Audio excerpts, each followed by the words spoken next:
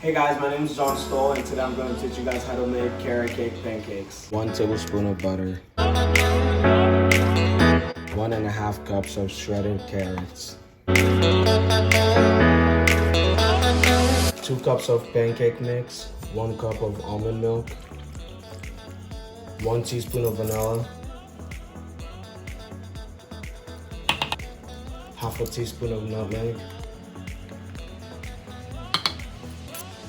1/4 of a cup of brown sugar, 2 tablespoons of chopped pecans, 1 teaspoon of cinnamon, and 2 medium-sized Hickman eggs.